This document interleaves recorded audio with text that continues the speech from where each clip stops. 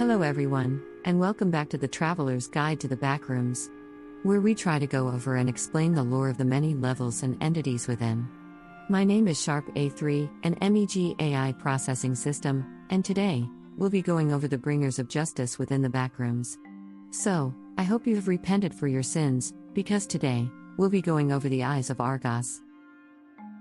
Basic descriptions. The Eyes of Argos is seen as a vigilante group by most of the residents of the Backrooms, but when you look closely into them, you'll find that they're much more complex than they seem. The main goal of the group as a whole is to maintain, spread, and enforce justice through the Backrooms and to uproot corruption where it can be found.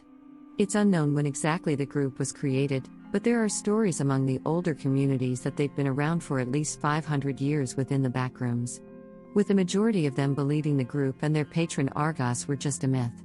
Tales of lawbringers, spreading justice everywhere they go. That was until more modern times, they've been more active in their pursuits for justice. This can be speculated up to inner scuffles, certain actions within the Backrooms as a whole, or both.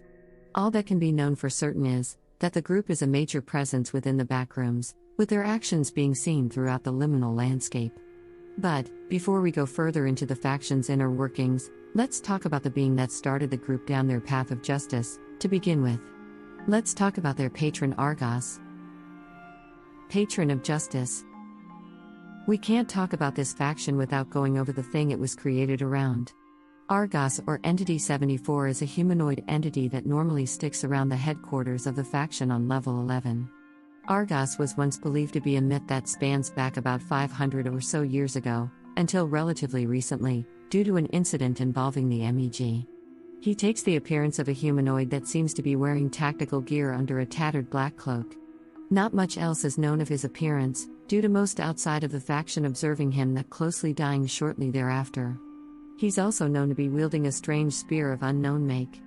Argos behaves as a kind of judge and executioner, punishing those he deems as a sinner.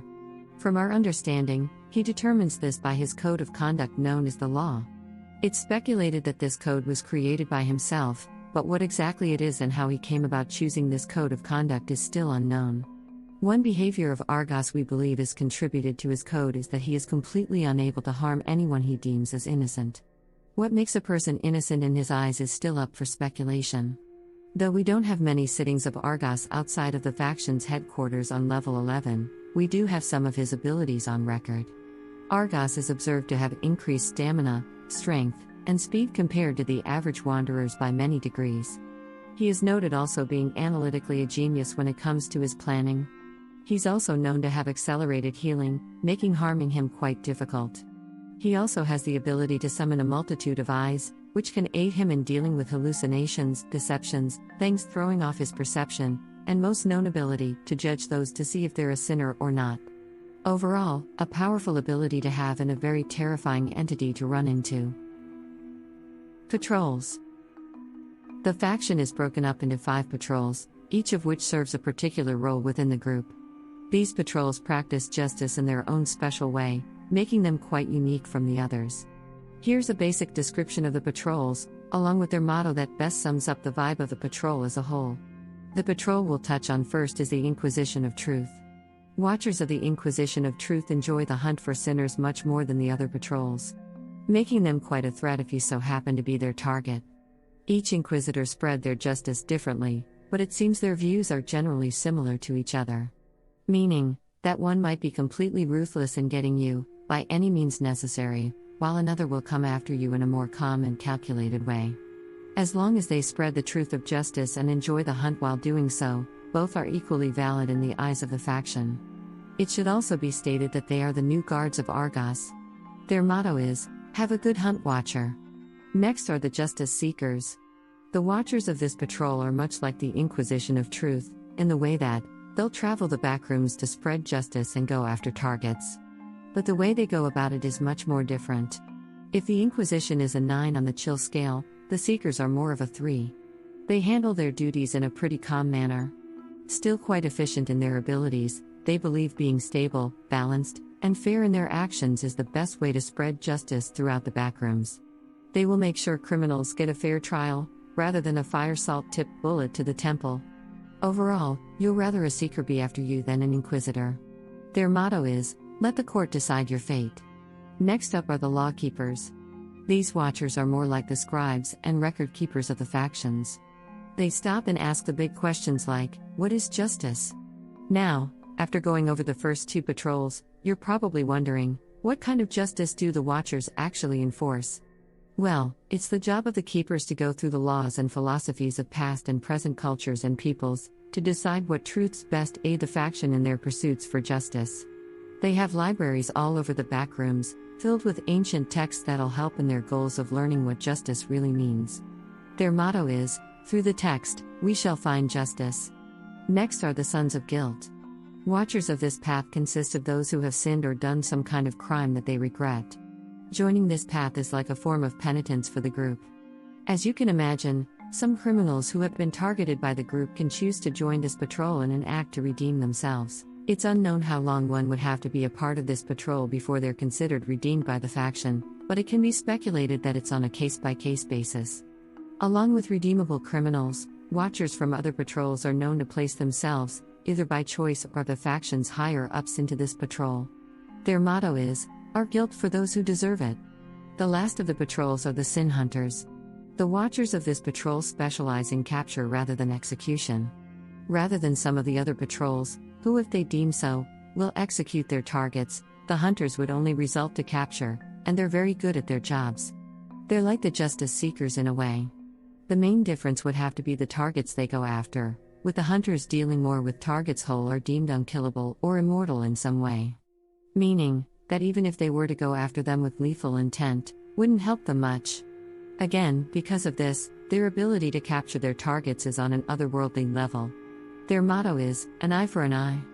Now that we got the 5 accepted patrols out of the way, we can dive into a once very honorable patrol within the faction. Now labeled as a disgraced patrol, the Knights of Argos used to be a very honorable and important patrol. At one point in time being the personal guards and main force of the group, dealing justice alongside Argos himself. Due to differing views that conflicted with the faction's ideals, the disgraced patrol was forced into exile, now under the leadership of Alistair Morgan. Their motto is, the heretics ride together. Settlements and outpost. So, compared to other factions such as the MEG, the Eyes of Argos don't have many outposts known to those outside of the faction, but luckily, there are some known to the public. And it's those we'll be going over today. Starting us off, their headquarters is located on level 11. Their ground 48.1 outpost is located on level 48.1. Their ground -7 outpost is located on level -7. The platform, an ocean platform, is an outpost of theirs that can be found on the more oceanic levels such as levels 7, 48, and 134, with unconfirmed sightings in levels 97, 121, and 201. Groups of interest and sin levels. So, as a group known to go after people in groups of interest, it's not a surprise that they would have a list of targets and their threat levels. Or, sin levels as the group labels it. There are 4 sin levels used within this classification. Starting with the lowest, a sin level of none means the target poses 0 threat. Groups or people of this level are either at peace with a faction or affiliated with them in some capacity. Sin level low is assigned to targets that possess a minimum threat within the backrooms. It's recommended not to interact with those of this level, unless designated as a target, if possible. Sin level medium is assigned to targets. Why so? As a group known to go after people in groups of interest, it's not a surprise that they would have a list of targets and their threat levels. Or, sin levels as the group labels it. There are 4 sin levels used within this classification. Starting with the lowest, a sin level of none means the target poses 0 threat.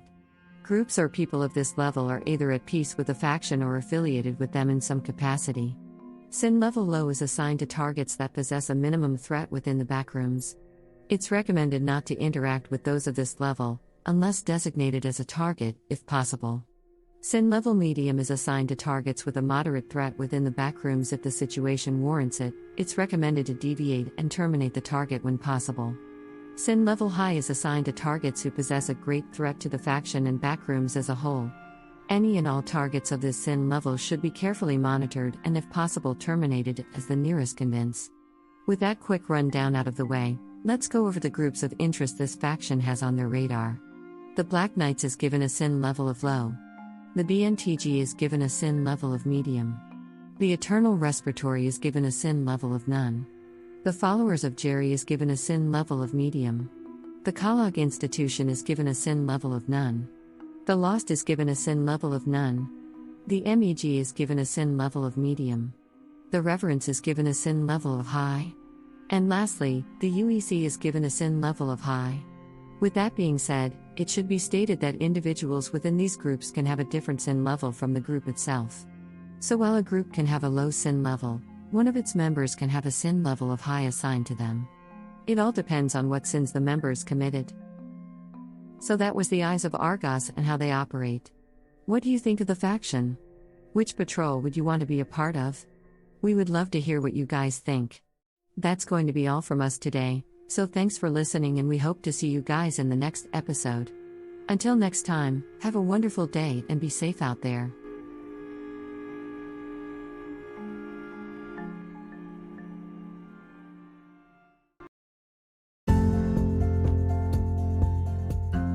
I would like to say a very special thank you to our patrons, Ridiculous, Izzy Klein, Caleb Hills, Zephyr the Cast Iron Crow, Belmex Zoro, Nathan Gear, Anakin Bumgardner, Sushi Penguini, Cullen Shaughnessy, Stephen Conger, my friends call me PK, Jeff Nordley, Slim Steven, That One Random Guy, The Good Diamond, Undead, and World Ray.